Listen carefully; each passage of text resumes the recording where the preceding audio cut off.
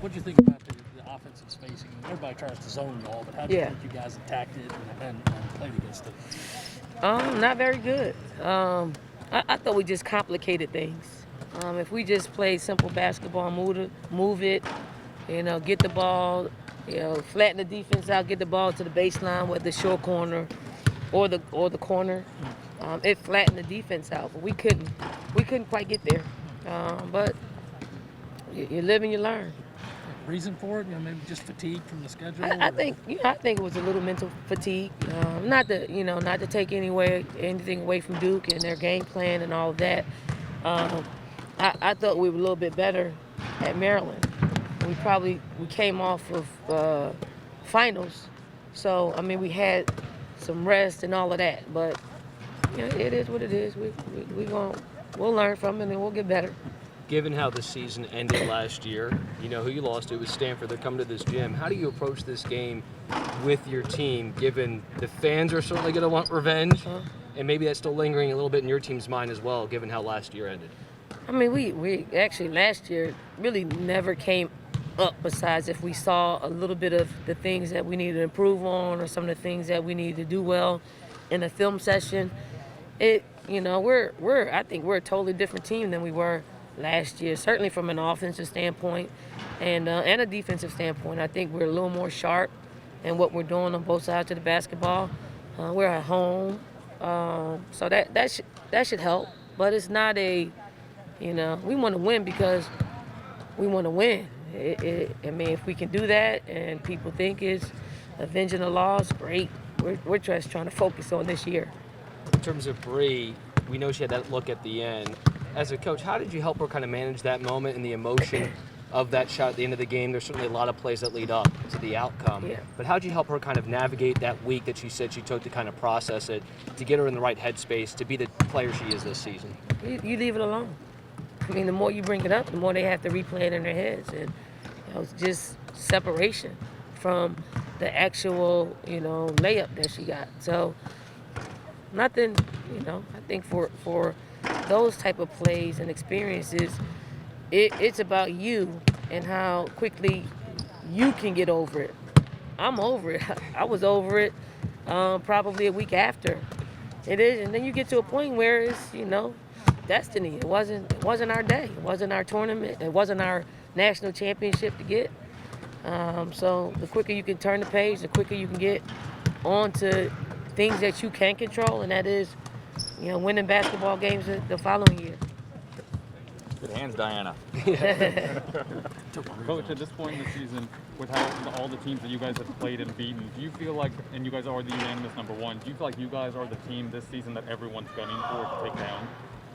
Yeah, we're in the number one spot. If we weren't, we'd be gunning for the team that's in that spot. And I think our players are handling it well because we don't think very highly of ourselves. We know our weaknesses are. We know we have yet to put like a complete game together without having a lot of turnovers, with being efficient. And then our defense is holding, it's holding us up. We're just trying to just clean up our offense and making sure we get shots at the basket. Don, you mentioned after the Maryland game, this fatigue and the tough schedule early on in the season. Do you think it's more mental or physical fatigue playing all these top 10 teams, and how do you feel like the team is adjusted to overcoming that fatigue? Well, I think it's more mental, and then the more mental it is, the more draining it is from a physical standpoint. Everybody's gonna get tired. Everybody's probably a little banged up and physically tired. That's where mental strength comes in. To be able to play while being tired is the difference between being good and great. Only the mentally tough players are able to just somehow lock out being tired and get to their habits. That's all it comes down to. If you don't take yourself to a place of being tired and physically tired in practices where you don't have anywhere to go besides like giving in, and we don't really have those type of players. What challenges will Stanford present tomorrow night? The same. Their offense, they space you out, they backdoor cut you. there's a fluidness to it, right? And we have to disrupt that. They get down in transition, and they have a player that and Haley Jones that can run point forward, and she does a lot of her damage in transition because she can pass the ball. She finds who should score, and then she creates opportunities for herself. I mean, they got players at every position. Brink didn't play a whole lot against Tennessee, but I told our team I'm almost 100% sure she's gonna play her regular minutes. So we got to play with them at full force, and hopefully we can be full force, and it'll be a great game for women's basketball. It's good going. And how's Annie doing? She gonna play tomorrow night? She's in some good days now. Okay. You know, she's in some good days. So yes, you know, Henny will be out there getting some type of minutes. Gotcha. What's been the key for this team this year, being able to impose its will, especially against some big-time opponents? I think every team tries to do it, but you guys find more success in doing so than others. What's the key behind that? I think it's our culture. Like, you know, we got players who have played together. Our core group of players, they don't like to lose, and they've got a lot of games under their belt as a unit.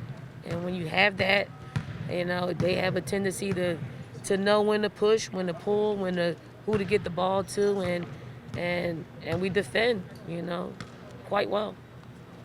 You talked about when putting together a schedule like this that you wanted to see South Carolina up against these tough opponents in November and December to prepare for March and April. I wanted to ask, you know, just do you feel like you've learned, given the types of competition you faced and the difference of the teams, do you feel like you've learned what you wanted to learn about your point by this point? And how much more do you need to know before you hit an SEC play?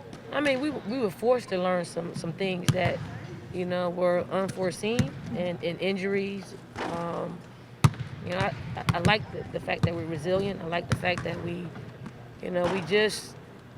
not a team that if you have a person hurt here or there, you know, the bottom doesn't fall out. We just the next woman up, and I like that mentality. So we learned that we also need to get our younger players some experience, because the better they are, the better we're going to be overall as a team, and putting our players in this position of having to play top level teams, you know, we wanted to also put our players in a position of rising to that challenge. Like, you know, Aaliyah can get 25 and 12 against, you know, some lesser opponents, but the fact that she's able to do that against the top teams in the country gives her a great deal of confidence.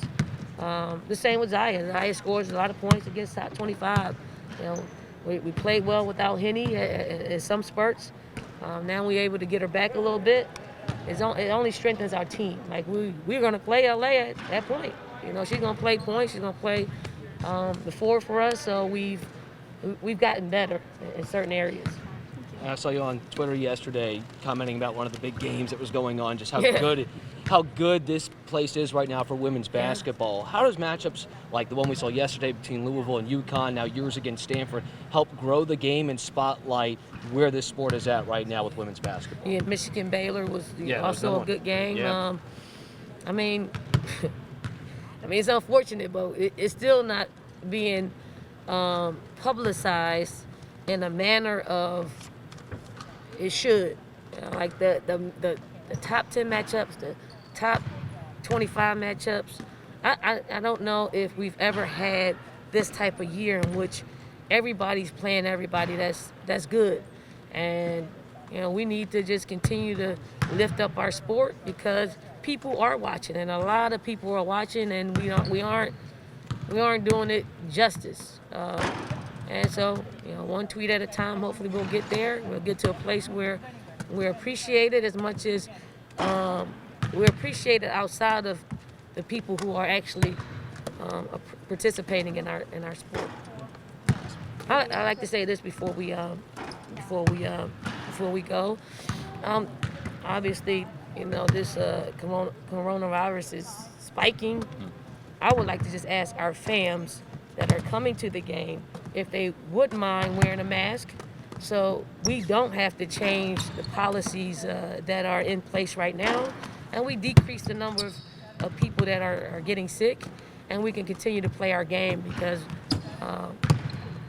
you know, a lot of games are being canceled out there, and I'm just asking you in here, Colonial Life Arena. I'm not trying to make decisions or force you to do anything, but if we want to be in this building for the remaining of our season, we're going to have to do something. So please wear your mask. Thank